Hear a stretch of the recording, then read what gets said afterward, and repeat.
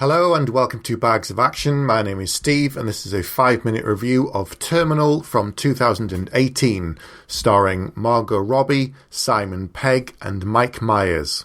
The film is directed and written by Vaughn Stein, and it's described as a film noir or futuristic noir.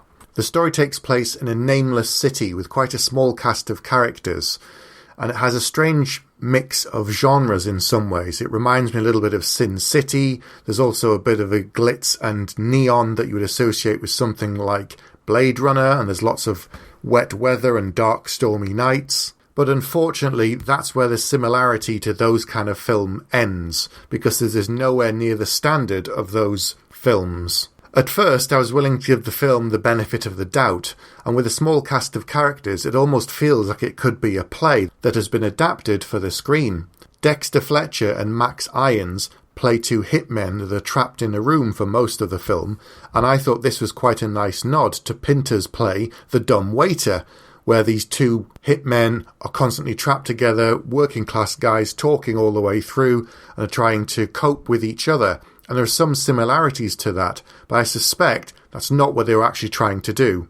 I think I'm looking for something that wasn't actually there, and that was never their intention. The story is set mostly around a train terminal that is empty of all trains and other passengers apart from Margot Robbie, Simon Pegg, who is a dying man waiting for a train, Mike Myers, who plays the cleaner, and the two hitmen who come in and out of the terminal.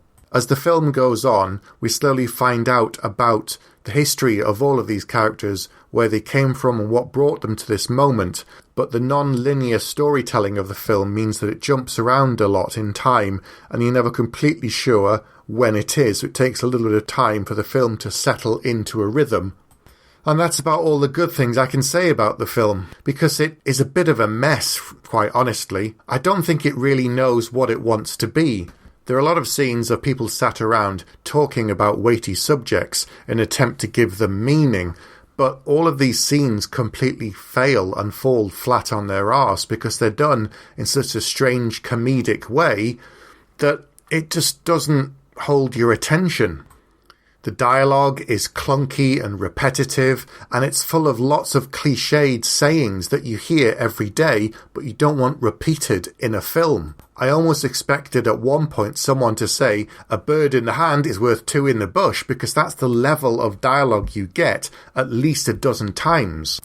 On paper, this film probably looked quite interesting an idea. The fact that you have a small cast of characters whose lives are all intertwined in some way and slowly unravels until you find out what's really going on. But when it came to the execution of it and the actual script, it was done very, very badly.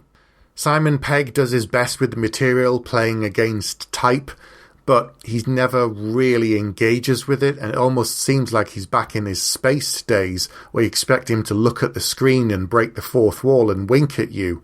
Margot Robbie is obviously having a ball because she's given a lot of different things to do within this film.